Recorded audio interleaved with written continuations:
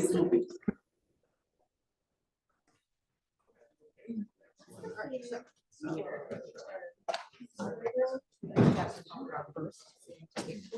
was taking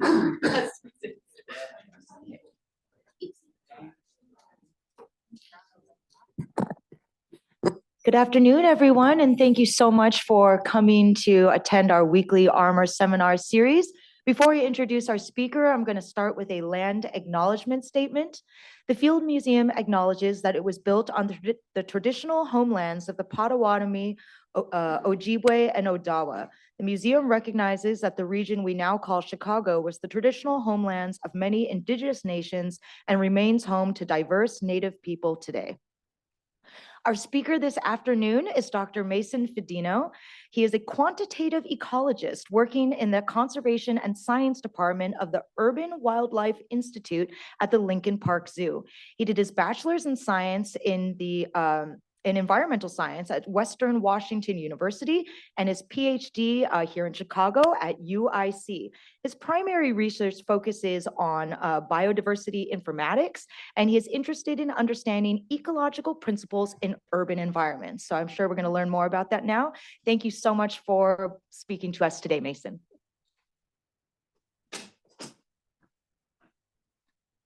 Hello, everyone. I'm going to restart this really quick just so I have a new countdown to see how long I'm talking so I know when to shore it up so we can have lunch. All right, yeah, I'm Mason Fidino.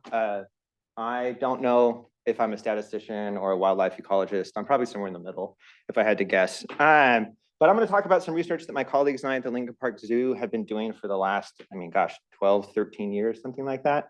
And kind of what it's become today, which is quite big. I'm gonna just because there's a bunch of people I don't know, I'm gonna kind of reintroduce myself a little bit. But yeah, I grew up in Washington State. I have it tattooed on my leg, if you see it behind me. Absolutely love it out there. But after I finished up my time at Western, I actually packed up and moved to Ireland and lived there for a year. I worked as a bicycle mechanic.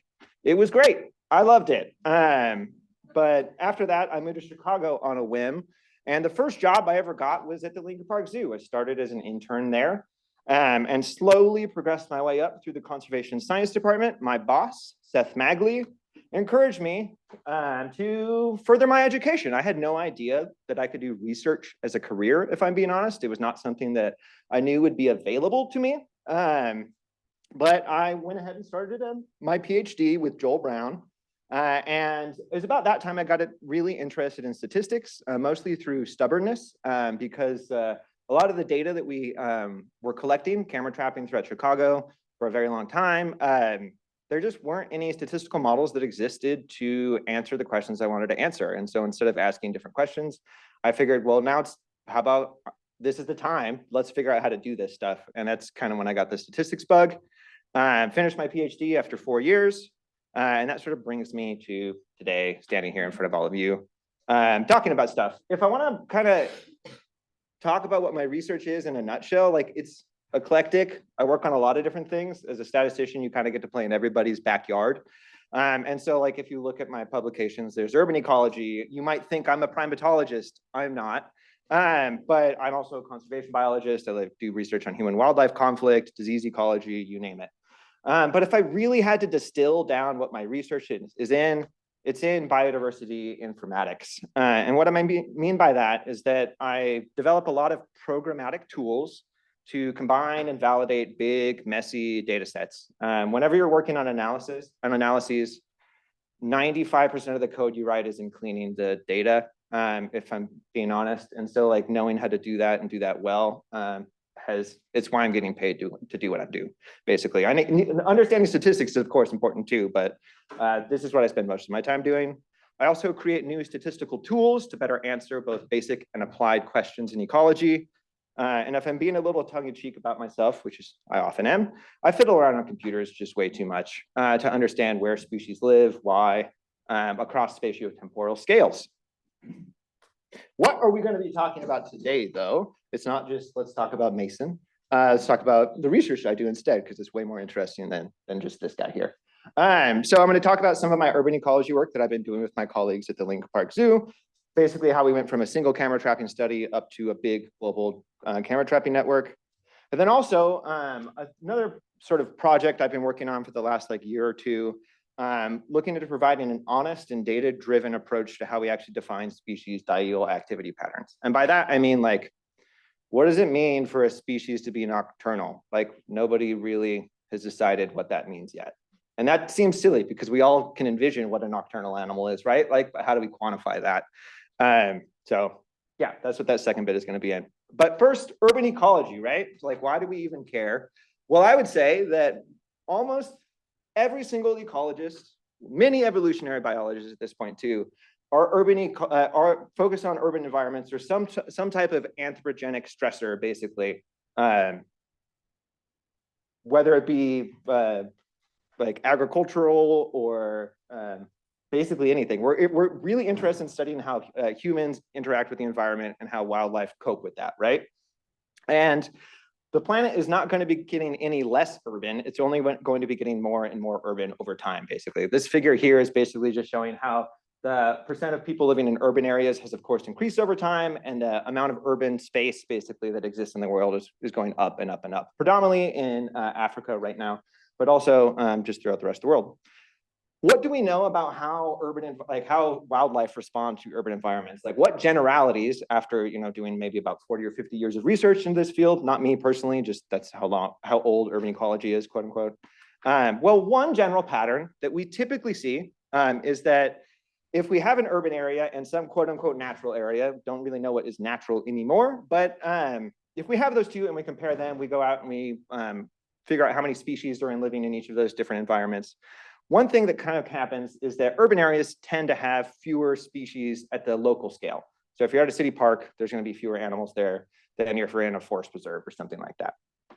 And why does that really happen? Well, there's a whole bunch of processes, but one is that as you pave paradise and put up a parking lot, you do increase the isolation between remaining habitat fragments. This can be both good and bad depending upon the species that you have, but it can be bad for some species. But another thing that really happens, and this is the really important one, is that we're reducing the overall fragment size, the overall remaining habitat that's available. And many, many species respond negatively to this. In addition to that, we add in a whole slew of new sources of mortality, like my cat here, R.I.P. Illa. She just died this year. But she had a good run. She had a real good run. And she's also never met a prairie dog in her life. She was an indoor cat, but this was a very fun thing to draw. But it's not just doom and gloom, right? There's lots of reasons why animals live in cities. There's so many different opportunities, both in terms of things like anthropogenic food sources, water sources, denning sites, that can really and greatly increase the the survival and population of so many different species. Raccoons is a great example of this. But generality, right? How do we find these generalities in urban environments? It's difficult. And one reason why I think that it's mainly difficult is that cities aren't carbon copies of one another. If there's one thing that you leave this talk with today, it's this idea. Cities are not carbon copies of one another. When urban ecology started, lots of people were talking about how cities are these perfect little replicable units. And that's not the case. There's so many different variation in how much green space is in cities, the dominant landscape type of these different cities. This is a bunch of metropolitan areas throughout the contiguous US. And I classified the dominant sort of quote unquote land cover from NLCD data. And you can see that there's a lot of spatial structuring to the types of quote unquote cities or the dominant land cover across all these different metropolitan areas. In the Midwest, it's mostly agriculture. It's surprising nobody. You get out of the city, it's a lot of cornfields. But how do we try to start understanding how this context here, how do we acknowledge the fact that cities are different from one another? And how does that muddy our inference that we're making as ecologists if we're going off and doing a whole bunch of one-off studies in a single city, right? Like we've been camera trapping in Chicago for a very long time. Are we just horribly biasing the literature with what we know about Chicago raccoons because we live in an extreme urban area? Or are urban raccoons in Chicago really representative of how say wildlife responds to urbanization, regardless of city? Spoiler alert, we're horribly biased in the literature. But the only way that we found that we could do this is well, what if we convinced a bunch of people somehow, could you just go out and do the same exact study we've been doing in Chicago for the last 10 years? Because it would be cool if you did that, because like if the differences we find between one another, if we use the same exact study design, right? The differences that we're finding are much more likely to be ecological than they are methodological. And so that's what we did. In about 2014, 2015, we started asking around, and we got a couple of people that bit, predominantly in the Midwest, because that was easy. That's how we got our foothold. But at this point now, the Urban Wildlife Information Network, which is a systematic multi-city collaboration, is now up to 50 partnering cities, all doing the same exact work that we're doing here in Chicago. And I could not believe that we got up to this point right now. I think it's really, really cool. And right now we're really working hard to increase our coverage outside of the US. So we just got a big grant to increase, to look to the global South, basically. So if you know anybody doing camera trapping work in South America and wants to add an urban component to that, we could give you money maybe to make that happen. So if you're interested in that, you could talk to me about that thing too. But what do we do? So the first thing we started out doing, to create a common study design across cities, basically, we use camera traps, and I'm glossing over a whole lot here, right? But we use camera traps and we sample wildlife in cities along urban to rural gradients. We work with partners to select sites, and these sites are predominantly located in urban green space, like golf courses, city parks, natural areas, cemeteries, things like that. The transects, as they run along urban rural gradients, do have to, we have to do things a little specific sometimes. Say, for example, like here's our transects in Chicago, which run about 50 kilometers. If you ran these are the transects in Manhattan, Kansas. Which are only, I think, like 6 kilometers long, something like that. Like you can walk from downtown Manhattan, Kansas, and then be in a cornfield like over your lunch break if you worked at a bank. It's a small city, right? And so like we had to work with them really closely to figure out how the sampling design could work in a very, very small city as well. So we started doing this. We got a few partnering cities, up to 7, I think, initially. And we just went out and collected some data. And we wanted to see like, what are the general patterns that we initially see just from the raw data that we collected? And there's a lot that we're going to ignore here, but this is 7 partnering cities. We don't really need to know what the city like acronyms are down there at the bottom. SHIEL is Chicago. But there's a couple patterns that really arise. The thing that I see here is these little red species. These are a group of species that are very common across a bunch of different cities. We have some other species that are present across a lot of cities, but much more rare. And then we got a whole bunch of these little one-off city-specific species like black-tailed prairie dog, mule deer, red squirrel, things like that. But when I looked at this right here, as a statistician, the thing I got most excited about was this little block right here, because you can see right now, like let's say look at raccoon, right? There's variation across all of those different cities, right? That variability there is incredibly exciting because it means that these raccoons are doing something different, right? They don't just all have the same occupancy rate across all these different cities. And so that means we could probably try to find some things that could predict why that variability occurs. And so I put a paper together with a bunch of people that we published in Ecological Applications that explored this idea. I'm going to gloss over a bunch of it, but one thing that we found is that the average housing density of cities basically is pretty strongly correlated to how common some species are, like the raccoon here. So this green line is sort of the best predicted estimate for any city, basically, as average housing density increases at that city. And those little those dots are city-specific estimates with credible intervals, things like that. So just one example, going back to Manhattan, Kansas, and Chicago. Chicago, super, super urban, right? Raccoons not as common. We're horribly biasing the literature. Chicago, not many big cities, right? Manhattan, Kansas, there's so many Manhattan, Kansases. Whereas in Manhattan, Kansas, like you can throw a rock and you'd probably hit a raccoon. They're all over the place. So usually this is the point where if I'm giving this talk in a spot that's not Chicago, this is a land cover map of the last place I gave a version of this talk. It's Lansing, Michigan, for people that aren't in the know. But here's one example, right? Let's say Lansing, Michigan goes out and sets up the same exact study as us. If we go out and pick some possible sampling sites, their average housing density is about 278 houses per kilometer squared. Chicago, on the other hand, has about 12,000 houses per kilometer squared around the areas we sample. So if we go out, set up camera traps, collect the same exact data at the same exact time, we fit the same exact analysis, including housing density, here's what we'd find. So if I wrote a paper, Fidino et al., I would say raccoons negatively covary with housing density. This y-axis here, like imagine it as the regression coefficient you'd get out from your model, basically. Whereas if some person at Michigan State University, they run this analysis with their own data, they find that it's not negative. It might actually be positive. Like Fidino et al. Doesn't know what's going on, right? And what this figure is saying is that like there's no need for disagreement here, right? We're both correct. It's that the context matters. It's the context here that's really, really important. That's actually showing that, yes, we can both be right here. So if we're analyzing a whole bunch of, if we're doing a whole bunch of single city studies, right, we would probably infer a lot of dissimilar responses, species-specific responses to urbanization. But if we all get together and collaborate, we actually can see that these differences that we find can actually be pretty easily predicted by things that vary at the big like city scale, the landscape level of a city. And so what that means then at the end of the day is that this context is super, super important.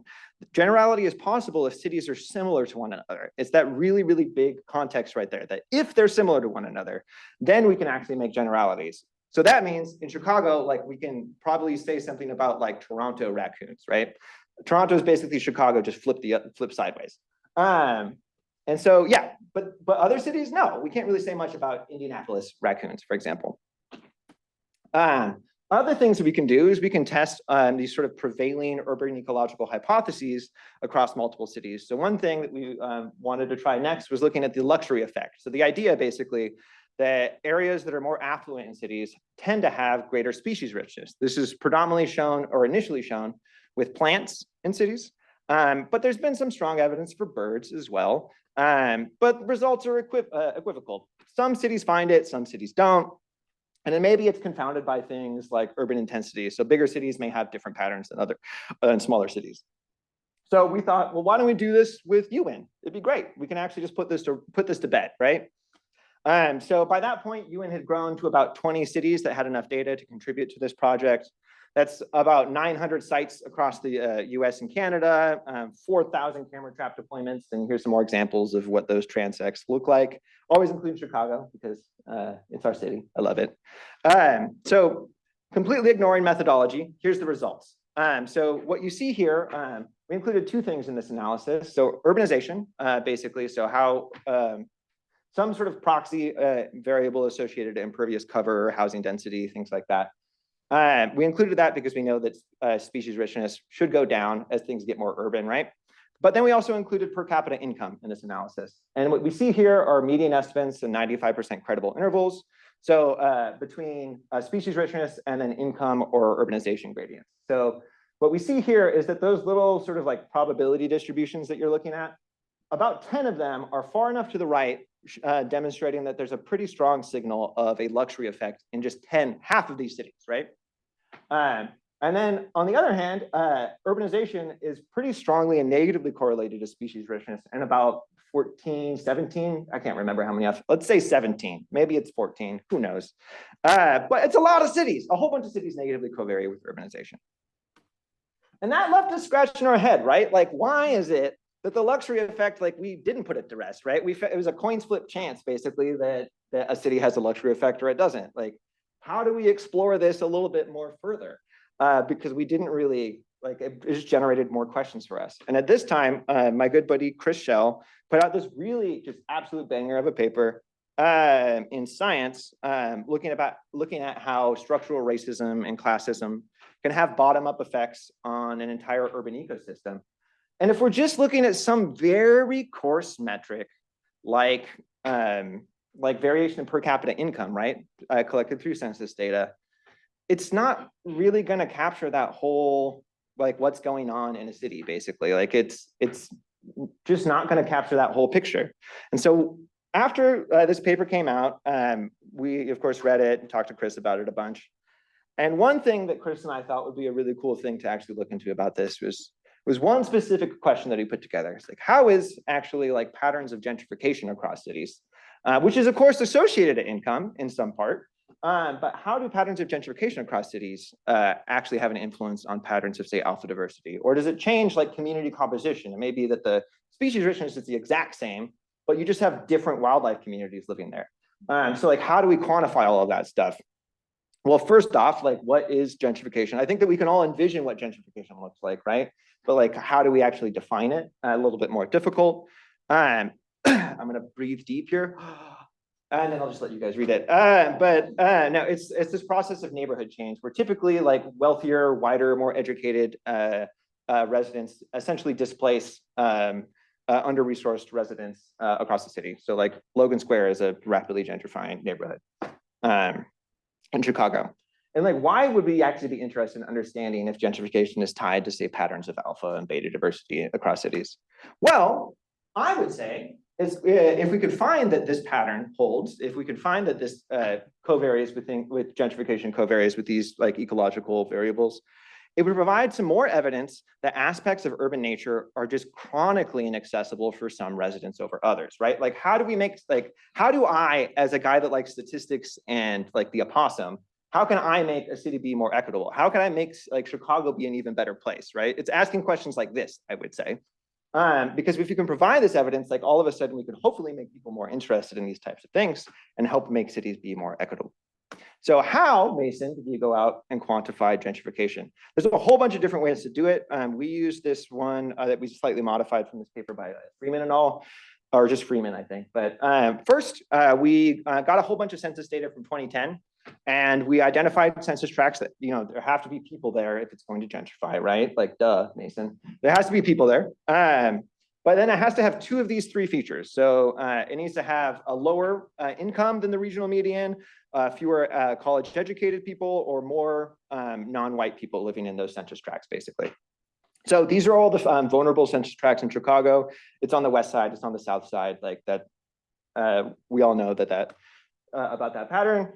And then these vulnerable census tracts can become gentrified over the course of, say, 10 years between 2010 and 2019. We didn't use the 2020 census data because it wasn't available at the time when I started this. If the change in median income, but at that census tract level, was greater than the city average. So what was the median income in 2010? What was the median income in 2019? What's the difference? And then is that greater than the city average, basically, increase? And it has to have at least one of these two features. So the percent increase in college-educated people is greater than the city average, or the proportion of non-Hispanic white population is greater than the city average. So in essence, like more white people, more affluent people, or perhaps more educated people are moving into these areas. And then and then you see those are the gentrified census tracts. Of course, O'Hare has been removed from that little analysis. That's the little white dot. But we overlay our sampling sites throughout Chicago. So like we sample north across the Des Plaines River, west basically along Roosevelt Road, all the way out to Fermilab, and then southwest along the Sanitary Ship Canal. I usually gloss over that information, but we're in Chicago, baby, so I can say that kind of stuff. And then these black dots are sites that are gentrifying or within 500 meters of a gentrifying census tract, and these white dots are those that are further away from gentrifying or gentrified census tracts. So we fit this big multi-species occupancy model. I'm not really going to go into the analysis here, but we took that and estimated species richness at the site level with it, plus uncertainty, right? That uncertainty is important. And then we also estimated how dissimilar communities were between pairs of sites with the uncertainty, and then took that information and stuck it into secondary models, basically, with that uncertainty so that we can quantify patterns of alpha diversity and beta diversity, while acknowledging the fact that like when we go out and set up camera traps, we do it imperfectly, right? Like a raccoon could just walk behind your camera trap instead of in front of it. You need to acknowledge that fact or caveat the crap out of it in your discussion of your paper. I prefer to account for it. So in this analysis, we also included things like impervious cover because we know that a lack of habitat, especially for mammals, is going to essentially many species will negatively covary with that. So on that top figure that you see here is alpha diversity, so just species richness. And so we included gentrification, impervious cover, and then the interaction between those two things. And what we see here those positive variables, so gentrification up at the top there, those points are all city-specific estimates. There's like 25 cities in this analysis. And then those vertical bars and then the gray rectangles are median sort of across city estimates and the uncertainty associated with that. So that's the generality, basically, that I'm talking about. So we see that on average, if a census tract is gentrified, species richness does go up. That being said, the magnitude of effect of impervious cover on species richness is far greater. So that black vertical line is further negative than the positive gentrification thing. But to add a little bit more nuance to that, the interaction between impervious cover and gentrification is also negative. What that means, at the end of the day, is that if a site is gentrified and impervious cover is low, the magnitude of effect is far, far greater. So at the end of the day, that means like if a area with habitat, basically, is gentrifying, the effect there will be far, far greater than if you're in like a parking lot, like that gets gentrified, right? Like raccoons aren't going to care about that, in essence. So there's specific areas where gentrification can have an even more pronounced effect, and there's other areas where we'll have a much smaller effect. I'll show you that graphically in just a second so you can get some understanding about that. With beta diversity, so that's dissimilarity between communities. We also included geographic distance into this because if sites are further away, the likelihood that they have different communities is just greater. We essentially see that it's mostly driven by impervious cover. So that impervious cover sort of vertical black line is the greatest effect. Gentrification had little to no effect, but there's a couple of those little city-specific estimates, like 3-4 dots there that are pretty far to the right. There's a couple cities where gentrification is tied to variation in beta diversity. So here's a couple examples here. So we got impervious cover, the proportion of impervious cover on the x-axis, and then alpha diversity, species richness, whatever you want to say, on the y-axis. We've of course included Chicago here. So like I said, when impervious cover is low, the difference between, I can't see that, it's fine. The difference between the gentrified and non-gentrified lines is far greater. There's maybe about 4 to 5 different species, an increase when impervious cover is low if an area gentrifies. Whereas if you're up to like 80% impervious cover in Chicago, like it doesn't matter if an area gentrifies, right? It's just there's that many species that are there. It's your common urban animals, your gray squirrel, your cottontail rabbit, stuff like that. Washington, D.C., another example, not quite as pronounced as Chicago, but there is some differences there. And then I included Metro LA as just one example of like, this city doesn't really like co-vary, or species richness doesn't really co-vary with gentrification across Metro LA. The real reason why I included Metro LA, though, is because beta diversity is very, very different as a function of gentrification throughout LA.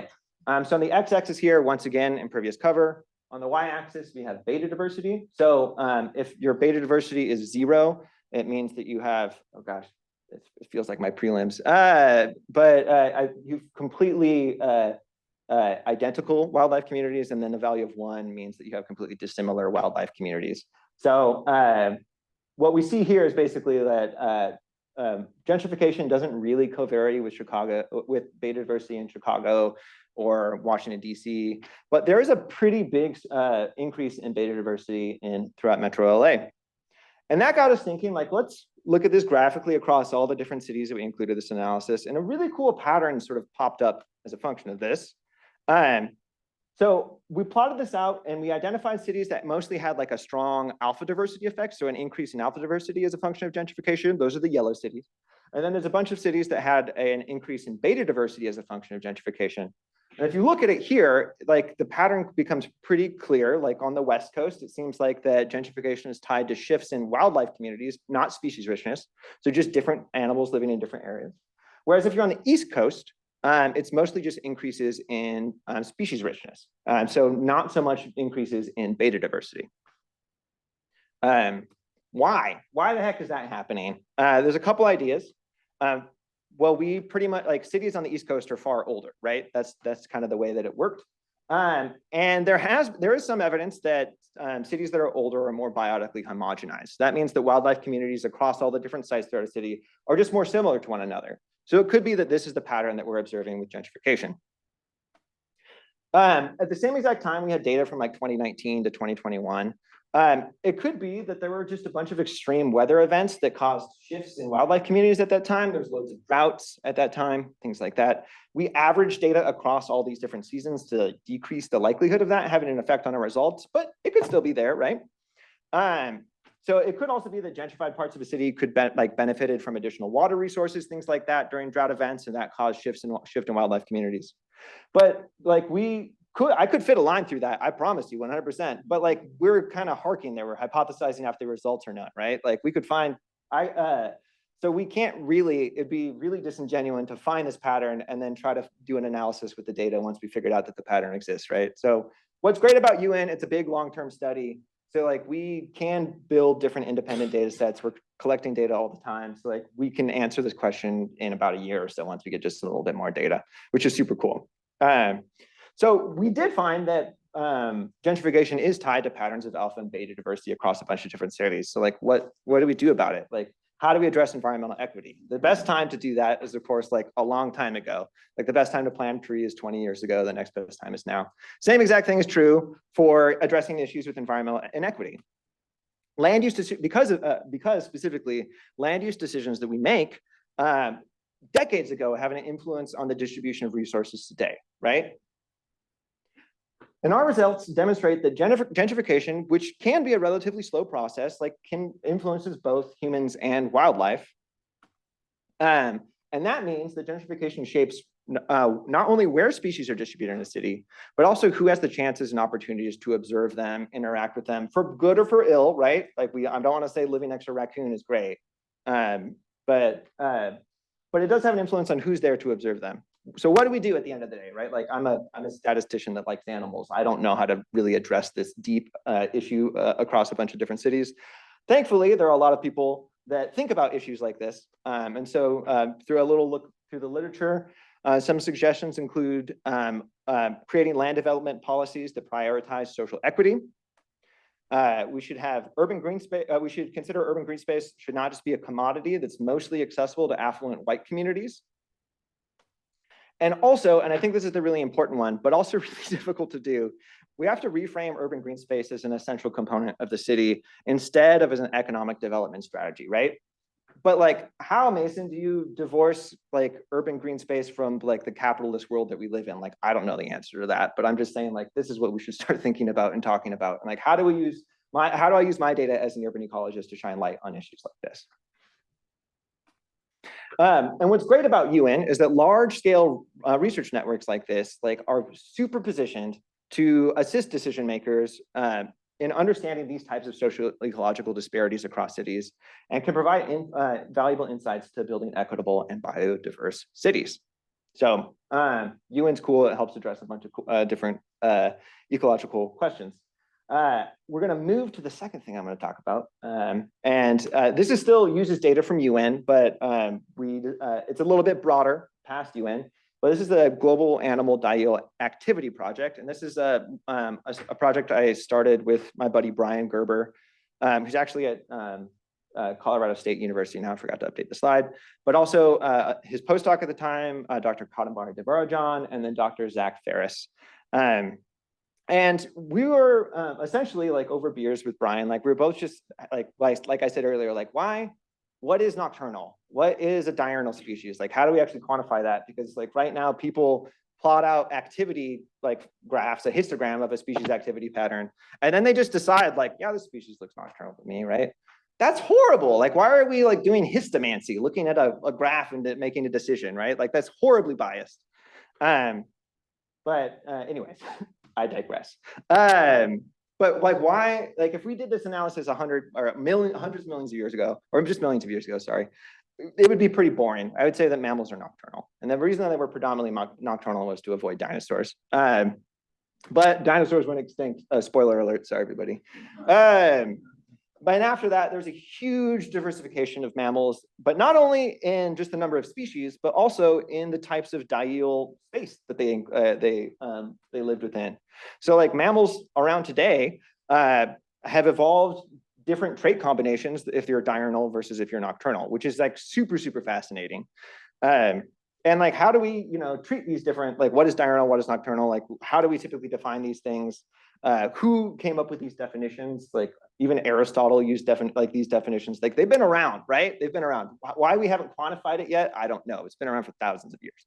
But you have species that are diurnal, active during the day, nocturnal, active at night, crepuscular, active during twilight, dawn and dusk. And then this other one that a lot of people don't remember, cathemeral. So throughout the day, they're basically active. But what's important about these different phenotypes is that they logically stem from how animals constrain or do not constrain their activity to periods of distinct light availability to which they're adapted to, basically on evolutionary timescales. So understanding their phenotypes is super, super important if we're going to try to address questions about their ecology, their evolution, things like that. But there's some issues with how we define these right now. First, like I said, there's literally no quantitative delineation for what these are. So it's unclear how we can use empirical data to evaluate hypotheses on modalities, so phenotypes or plasticity. How does an animal switch between nocturnal and crepuscular or something like that? And it's also imprecise because people are just sort of looking at a histogram and making a decision, right? So that means like there could be the Mason flavor of nocturnal. And that's like, it'd be cool if we could name something after me, but like, that'd be a dumb one. Anyways, another problem is that they could be too general, right? Like a species being diurnal, for example, may not be able to capture unimodal or multimodal activity. Like can a species be mostly diurnal, but then also active during the twilight period? And then also like species may not fit nicely into these really broad general categories. So we developed a modeling framework to more accurately quantify what nocturnality is, things like that, and also created a statistical tool that you could do with relatively small amounts of data. So you can actually use this with rare species, for example. This is like the only probability I think that you would like the only very tiny equation here. But basically, what the takeaway is that if you can if you're setting out camera traps, you could just calculate in essence the number of photos you get for a species during the twilight, during the daytime, during nighttime, things like that. And if you have them arranged as such, it means that it like naturally leads to just using a multinomial distribution and estimating the probability of use within each of these categories. But because we have distinct hypotheses like nocturnal, diurnal, we can do a little bit more than that. So we can actually come up with different flavors of hypotheses, basically, and actually set them up with constraints inside of a multinomial model. If that goes over your head, totally fine, doesn't matter. Because we wrote an R package to do all this stuff really easily for you, so you don't have to worry about it. It's called Diel Niche. You can find it on GitHub right now. We have a preprint out about it. I think it's cool. But not only that, like we can actually classify a species diel phenotype with uncertainty, and that's the really important part, right? We can now say like there's a 95% probability that this species is nocturnal, and then we can also look at these results graphically. So this is the estimate for some simulated data set with uncertainty. All those little black points are little posterior estimates, basically. And if you've never seen a plot like this, I'm not surprised. It's called a ternary plot. It's mostly used in like geological science. It's for like, I think, different types of elements in soil, something like that. But we've got 3 different probabilities: daytime, twilight, and nighttime. So a ternary plot works really, really well for this to look at it graphically. So we went out and we got a whole bunch of data from a whole bunch of different camera trappers all around the world. So we got a whole bunch of our partners throughout UN, which provided a lot of North American data, but we also just started asking colleagues, friends, just shouting out on Twitter, basically before it got weird. Like, hey, do you have camera trap data? Do you want to contribute to this big global diel activity project? And we got a whole bunch of people that saying yes to it. We've got about 500 species in this analysis, about 8 million unique records, and like so many camera trap nights, and data from like about 40 different countries, which I think is really, really cool. And so we ran this analysis basically that we had come up with, this R package that we wrote on all these different species, and we wanted to try to see like how good basically are, if you look up in a reference textbook, like this species is nocturnal, this species is diurnal, this species is crepuscular, like how accurate are those, right? Like is the old white guy that wrote about this species in 1915, like was he correct? Was he wrong? I have no idea, right? So let's use data to try to address this. And we found like if we're being really kind, those people are about 60% accurate, which isn't good, which is really not good, right? Like, so we've got the probability of the reference diel phenotype being correct on the x-axis. On the y-axis, we have these different diel phenotypes. And these are all a bunch of species-specific estimates and then averages across those species-specific estimates with uncertainty, things like that. So like, unsurprisingly, humans, we're diurnal, right? We do a pretty good job classifying other species as diurnal, which I mean, I think makes sense. We go out during the day, we see other diurnal species. But like species that are crepuscular, predominantly using twilight, like they're using other time periods. Species that are nocturnal, we don't do a really good job with them, neither cathemeral species.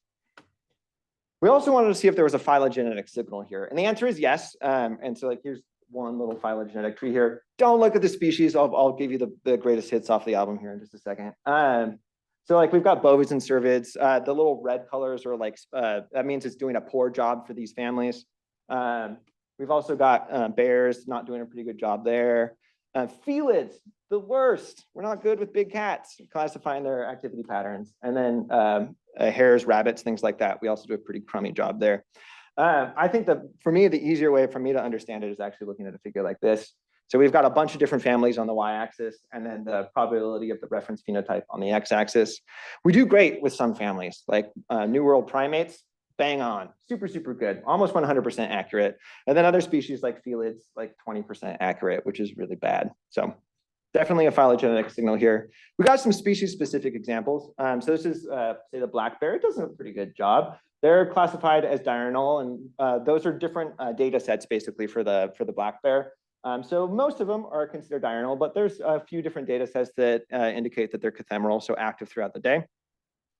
The honey badger found that it was, the textbook said it was nocturnal, but it don't care. It just does what it does.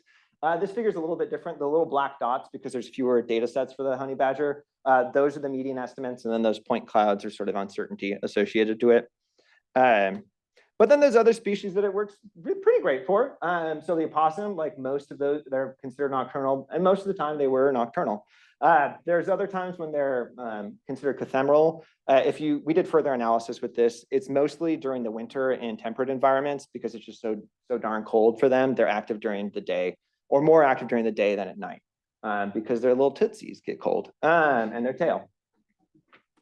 And then, yeah, like I said, New World primates, great job. Good, yellow baboon is diurnal, and every single data set agrees with that. And are there species traits associated to sort of plasticity? So if a single species has variation in the phenotypes that they have across a bunch of different data sets, right? Like what are, can we collect species traits and predict these, like how plastic a species can be? This is one simple look into it. I have a different analysis running on my computer at the zoo that's a more formal version of this, but here's just a little idea for what patterns we're kind of seeing here. So we calculated the number of hypotheses supported across all of these different species.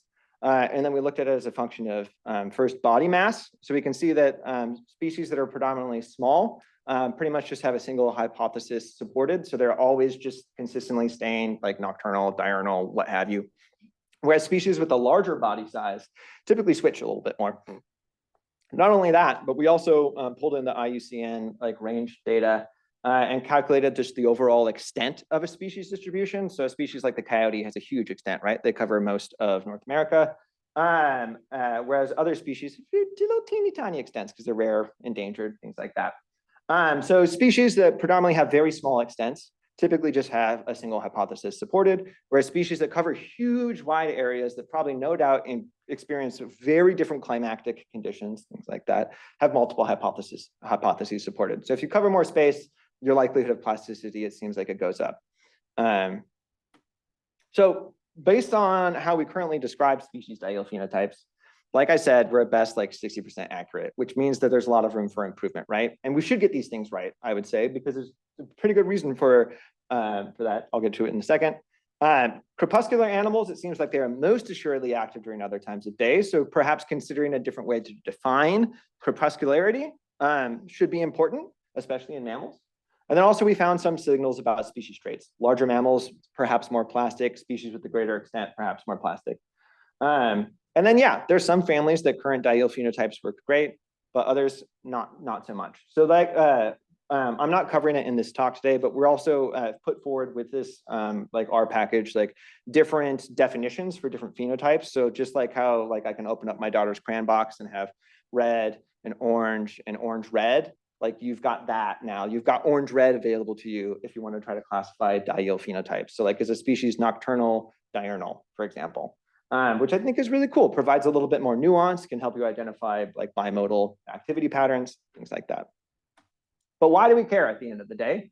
Well, I would say that understanding habitat use is, of course, critical to conservation, right? Like I've mostly started as like with interest in spatial ecology, but I'm getting more and more interest in temporal ecology. And most land planning tools that are available to us are pretty much only consider spatial variation. But we can't just protect where species are. We also need to protect when they would be active, right? We could have an absolutely amazing habitat patch for, say, like a coyote. But if there's activity during the like prime time when coyotes should, like human activity during the prime time when coyotes should be doing something, chances are that that area is being wasted or is not being used as well as it could be. And like at the end of the day, like, well, we know for humans at least, like if we disrupt our circadian clocks, like there can be huge negative health outcomes associated with that, right? Like I've known people that have worked third shift, like they get a little weird. And it's actually also like 100% correlated to health. And so it could be that there are species that are, you know, becoming more nocturnal as urbanization increases, but it could also have a negative influence on their health at the individual or even the population levels. Like we should really try to understand when these species are active and actually make those statements with uncertainty instead of just looking at like histograms of their activity pattern and just like saying like, yeah, they're nocturnal. That's cool. Anyways, this is an outdated slide for all the people that are a part of the Urban Wildlife Information Network. I'm constantly getting updated. But I also wanted to close this out by saying that like, it's not just me doing all this work. Like there's a whole bunch of us at the Urban Wildlife Institute. I've been working there ever since I was an intern in like 2012. Absolutely love these people. We're led by Dr. Seth Magley up in the top middle there. He's a good guy. But if you've got any questions for me, I mean, I guess first off, you can find me on Twitter or Blue Sky now at Mason Fidino. You can find our lab there, UN. I've also got my personal website there. Not only are all my publications available for you to look at if you want, but also I blog about statistics, hierarchical modeling, things like that for people that have the statistics bug. So anyways, thanks.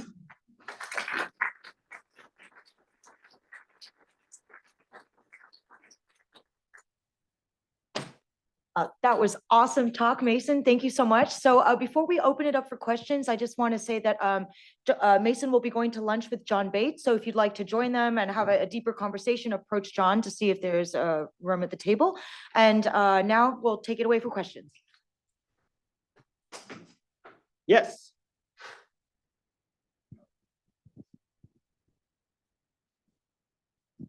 Simple one. Did you draw the cute little raccoon and other animals? Yeah, I drew all of them.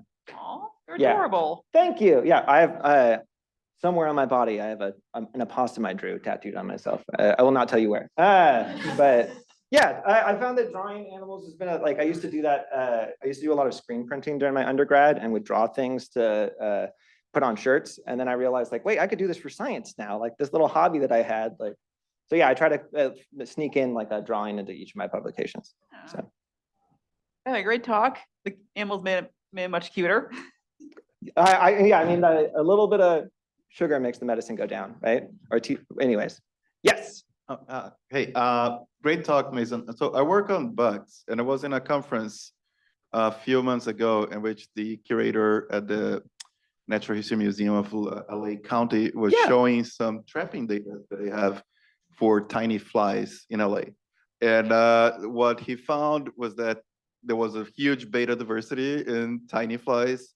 Specifically, he attributed to irrigation, like to all of the affluent neighborhoods with all those amazing gardens and a lot of invasive tiny flies.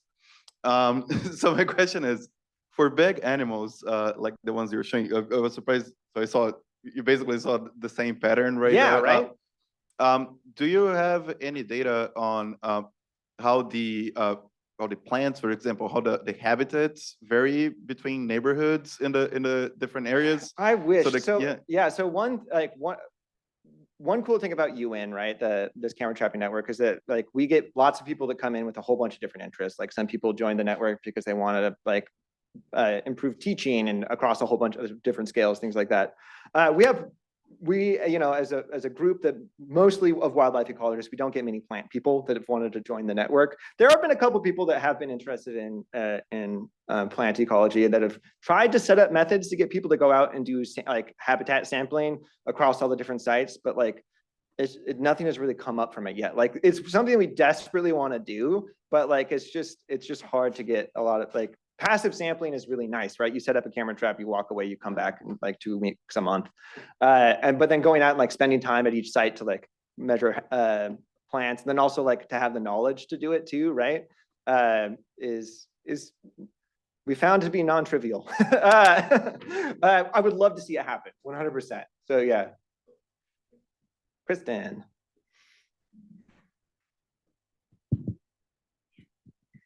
Hey, Mason, great talk. Thanks. Thanks also for the shout out for Chris's paper. I love that paper. My question comes to a couple of the dimensions around the urban work. You were saying the lack of similarity between cities that we just kind of assume about. And you were talking about how, you know, the richness, your alpha and beta diversity, but what about like biodiversity gradients, you know, like in the absence of cities, in the absence of humans, which is not realistic at all, but like the probabilities of the different richness, the biodiversity gradients, because parts of our country, you know, even with the human history, also have a different biological, ecological history. Yeah, that's one thing we haven't really looked at yet. Like if I wanted to try to look at that, I think that we would try to have to estimate the correlation between like essentially the intercept and the slope, basically like how that gradient works. Like if you're if you're in an area that is more biodiverse, right, you'd have a larger intercept in your analysis, and so that means there's more potential for it to go down.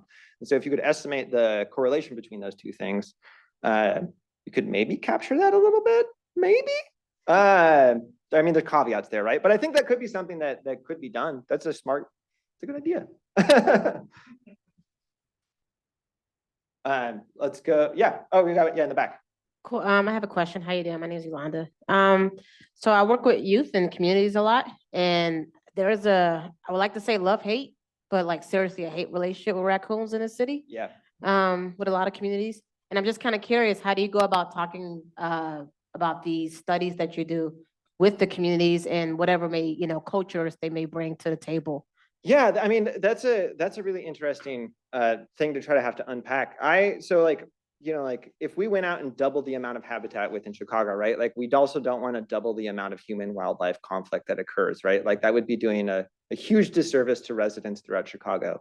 So trying to figure out like how to interact with people to like give them the information that they need to coexist with wildlife when they are present is something that we work really hard at. So like one example of that is that we helped write the City of Chicago's like wildlife management plan just this last like 2 years ago to provide a whole bunch of information to the people going out and doing like human wildlife conflict mitigation at the city, but also like the information is available to anybody throughout Chicago. And talking with the head of animal control, like they found that like the information that we put together in this plan has been incredibly beneficial for them to reduce the amount of conflict. Because a lot of times it's just people being uncertain about what is there and like it should not be there, right?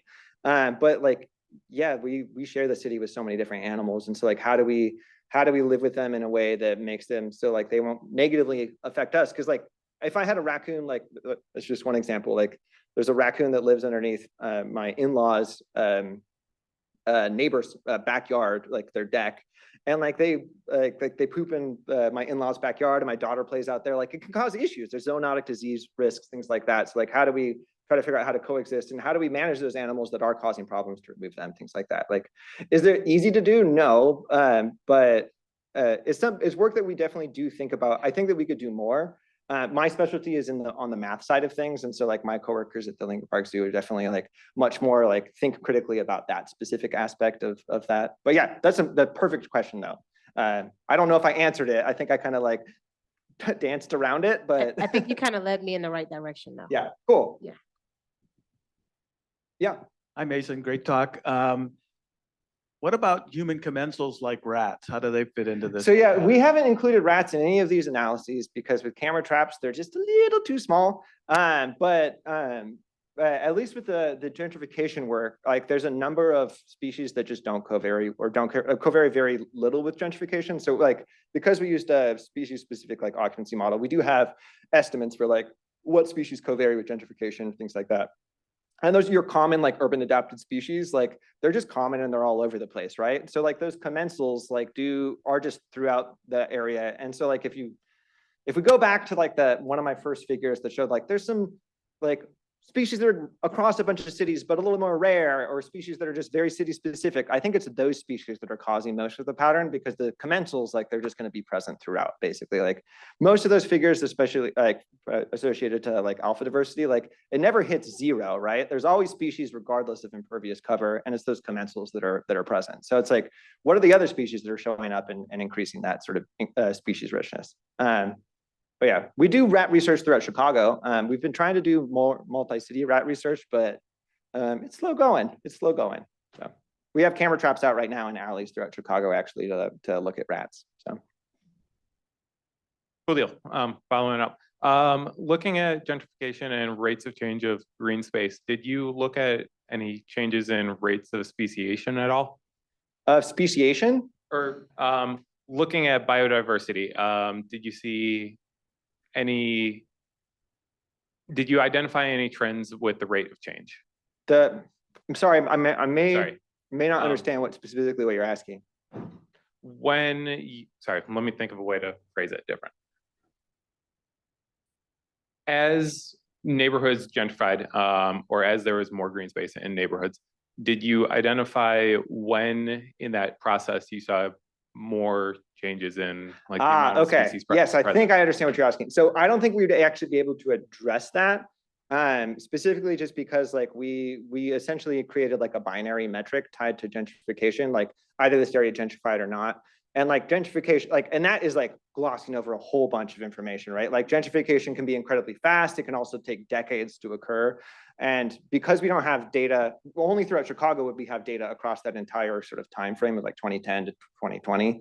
We'd only really be able to like look at that just in Chicago. And so instead of doing that, we opted to like, let's look at a binary metric associated to gentrification, like whether or not it occurred or didn't, not necessarily the rate at which it occurred, and tied that to sort of ecological variables. So that is that's an important thing to consider, right? 100%, but like quantifying gentrification is a tricky process, and like so trying to figure out what the rate is also hard. I haven't really seen much in the literature like focused on that. So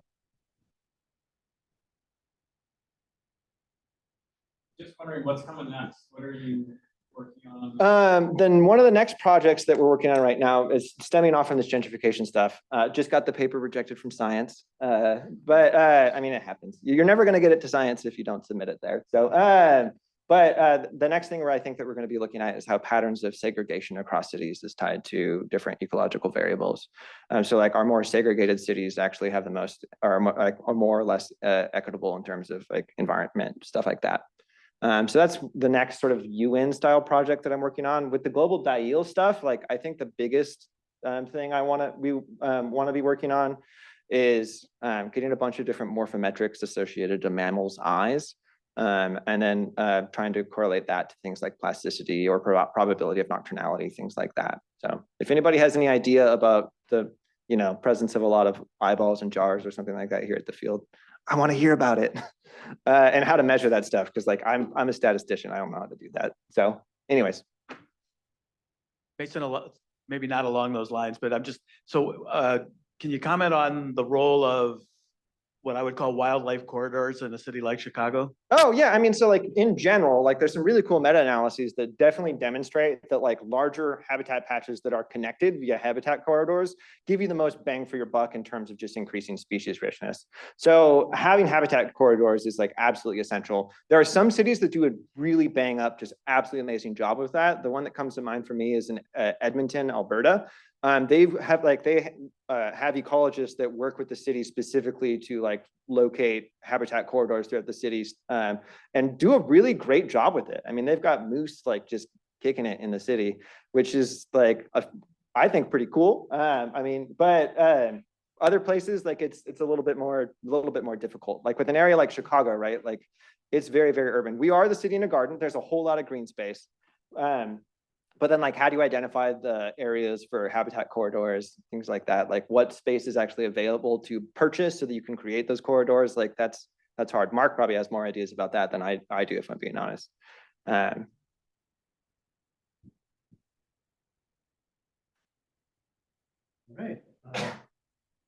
Any other questions? So unrelated to my previous question, I have a friend who would love this. Is there a way that I can like get the PowerPoint somehow? Or I think the talk got recorded, so it's gonna be on like YouTube or something. I'm getting head nods, so. Okay. Yeah. Thank you.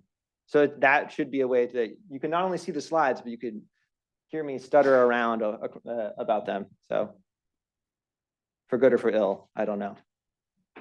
All right, thanks again. That was really wonderful. Thank Let's you. give them applause.